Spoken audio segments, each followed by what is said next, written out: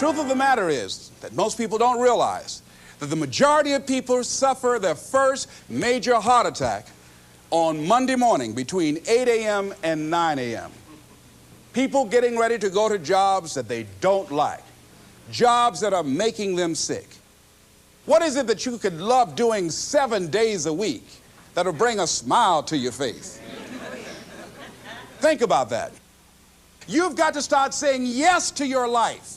You've got to start saying yes to your dreams, yes to your unfolding future, yes to your potential.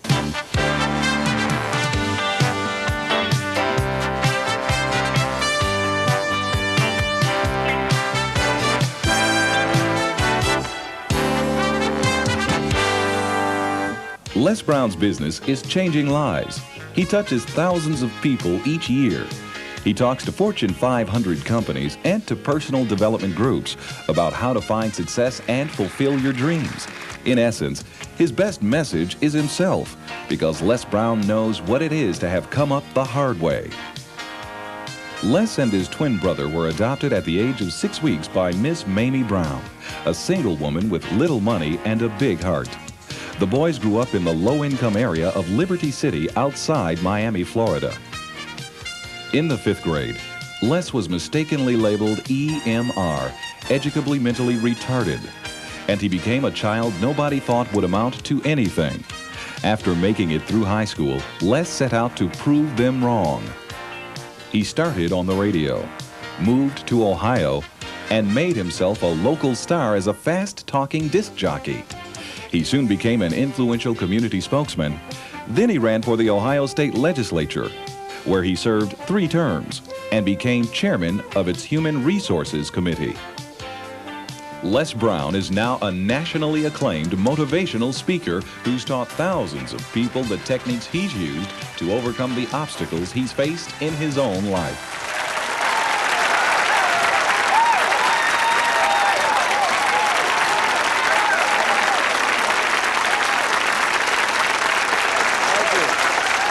Thank you very much. Thank you. You guys look like you're ready. Repeat after me, please. This is my decade. This is my decade. You know, every year I used to say, this is my year. But ladies and gentlemen, one good year won't be enough for me. How many of you can use a good decade? Raise your hands, please. Fantastic. All right, now, here's what I want to do. I want to share with you how you can begin to make this your decade. How many of you know within yourself, if you ask yourself the question, have I done all that I'm capable of doing or being and living up to my potential? How many of you have to really answer, no, I have not done all that I can do? Raise your hands, please. Okay, very good. Now, here's what we know. That people don't do what they know in life, but what they do is they operate within the context of the vision they have of themselves. So what I want to share with you is how to begin to get a larger vision of yourself and how to begin to make this your decade. Because in order to do that, it's going to be very challenging. It's going to require a lot of work on your part, an ongoing process of personal and professional self-mastery. And it's going to require that you begin to see yourself worthy of the requirements in terms of effort, in terms of commitment, in terms of action, in terms of preparation, or whatever it is that you need to do in order to take your life where you want to take it. So one of the first things I ask you to do is I want you to look at your life right now and think about something that's important to you, something that gives your life a sense of value. Think about something that you'd like to have, or something you'd like to create for you or your family or for society. I want you to hold this thought in mind. Now, one of the first things I want you to do is don't worry about the inner conversation that you're going to have. Don't worry about how you're going to do it. That's going to come. You're going to develop a plan of action. You will find the way. You'll become the kind of person that can attract the people, the resources, and everything you need in order to make that become reality. But I want you to be mindful of your inner conversation. I remember once I was sitting in an audience, and Zig Ziglar, who I consider one of the greatest motivational speakers on the planet, he was giving a speech. And I was out in the audience, and I saw him going back and forth, and within myself I said, I'd like to do that. I can do that. And I leaned over to the guy next to me. I said, how much do they pay him to do that? And he said, $5,000. I said, I know I can do that. And I admired him. And then On the way home, when I was driving from Tampa, Florida, back to Miami, Florida, my inner conversation kicked in, and it said, Les Brown, you can't do that. You don't have a college education. Les Brown, you can't do that. You don't have the money. You don't have the contacts. You've never worked for a major corporation. What makes you think that you can make more in 1 hour talking than you've made working for a whole month? Now, I want to ask you a question. How many of you have ever thought about something you wanted to do and you talked you out of it? Raise your hand, please. That inner conversation, ladies and gentlemen, is the reason that most people take their greatness, take their ideas to the graveyard with them. You know, the wealthiest place on the planet, a minister said recently, and it was so true, is not the gold mines in the various areas of the world or the diamond mines. The wealthiest place on the planet is the graveyard. Because in the graveyard, we will find inventions that we never, ever were exposed to. Ideas, dreams that never became reality, hopes and aspirations that were never acted upon, because most people allow that inner conversation, for whatever reason, to keep them from ever pursuing their goals. So let us begin to look at what's required in order to make this our decade. Why is it that most people don't ever reach their goals or live up to their true potential? One is fear. And there are only two kinds of fears that we're born with: the fear of falling and the fear of a loud sound. All other fears we learn, like the fear of failure.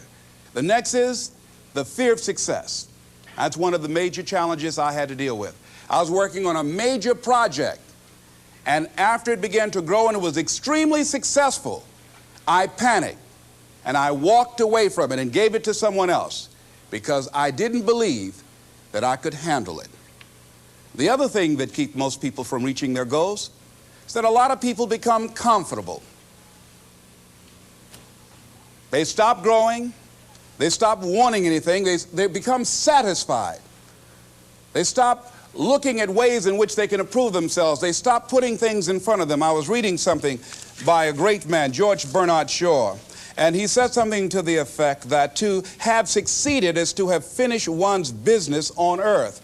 Like the male spider who is killed by the female spider the moment he has succeeded in his courtship. And he goes on to say, I like a state of continual becoming with a goal in front and not behind. I remember after giving a speech at a major corporation, a gentleman came up to me who was up in years, and he said, you know, that's real great motivation for you young guys, but I've done all my work. There's nothing else for me to do. I said, oh, yes. You've got a lot to give. You have a lot to offer. The fact that you're still here means that your business is not through yet. The other thing that keeps us from reaching our goal is not feeling worthy. That's where a lot of people get stuck. Because see, when you don't feel worthy of your goal, you will begin to unconsciously engage in self-destructive behavior, like procrastinating, constantly putting things off, squandering your time, and that's what life is made of. Something else that keeps us from reaching our goal, and that is many times because we spend so much time complaining and blaming everybody or everything. I'm reminded of a friend of mine who talked about the fact that one day he was walking by this house and some people were sitting on a porch, and there was a dog on the porch, and this dog was just moaning and groaning. So he was curious, and he asked the owner, he said, why is this dog moaning and groaning?